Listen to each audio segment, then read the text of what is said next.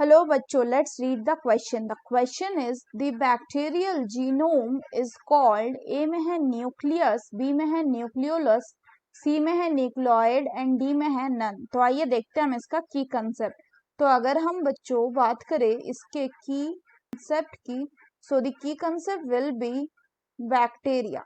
So if we talk about bacteria, then what it is that bacteria is a prokaryote. और चूंकि ये prokaryote है, इसका मतलब क्या होता है? इसका मतलब it do not have a membrane bound cell organelle and also it lack nucleus. यानी न्यूक्लियस नहीं होगा and there will be no membrane bound cell organelles. Further अगर हम बात करें तो बैक्टीरिया के पास बच्चों प्रेजेंट होता है क्या? Cell wall. और इनका जो सेल वॉल होता है ये बना हुआ होता है किसका? It is made up of peptidoglycan. अब अगर हम बात करें कि इनके पास अगर न्यूक्लियस नहीं होता तो इनका जेनेटिक मटेरियल क्या होता है? तो इनके पास जो बच्चों आपका जेनेटिक मटेरियल होता है that is a double standard, that is a double stranded circular DNA.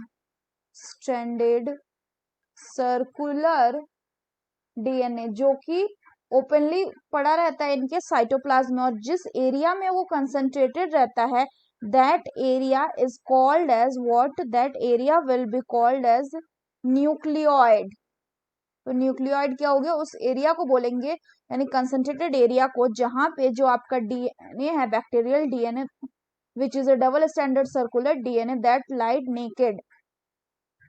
और न्यूक्लियोइड की खास बात ये होती है कि जो न्यूक्लियस की तरह इसमें न्यूक्लियर मेम्ब्रेन नहीं होता. So nucleoid is not enveloped by nuclear membrane, by the nuclear membrane. So the correct option will be option C, that is nucleoid. अगर बाकी ऑप्शन की बात करें तो न्यूक्लियस एंड न्यूक्लियोलस की बात करें, तो अगर हम न्यूक्लियस की बात करें बच्चों तो हमारा जो न्यूक्लियस होता है वो बना हुआ होता है कुछ इस तरह के स्ट्रक्चर से.